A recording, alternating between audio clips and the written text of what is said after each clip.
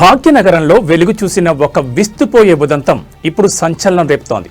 మేకలు గొర్రెల మాంసం వ్యాపారం గురించి విన్నాం, కానీ ఇప్పుడు ఏకంగా జంతువుల రక్తం దందా వెలుగులోకి వచ్చింది. అమాయక మూగజీవాల ప్రాణాలతో నికేష్ అనే వ్యక్తి ఆడుకుంటున్న వైనం విస్తుగొలుపుతోంది.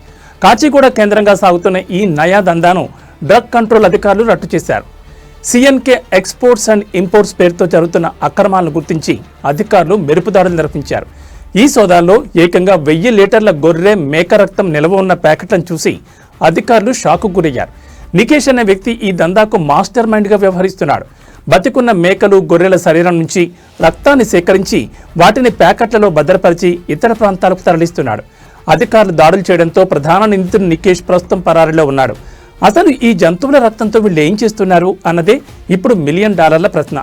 ఈ రక్తాన్ని ఫార్మా కంపెనీలకు సరఫరా చేస్తున్నారా, లేక ఏదైనా ఆహార పదార్థాల్లో కల్తీ కోసం వాడుతున్నారా, లేదా క్షుద్ర పూజల వంటి ఇతర కారణాలు ఏమైనా ఉన్నాయా అనే కోణంలో డ్రగ్ కంట్రోల్ అధికారులు మరియు పోలీసులు లోతుగా విచారణ జరుపుతున్నారు.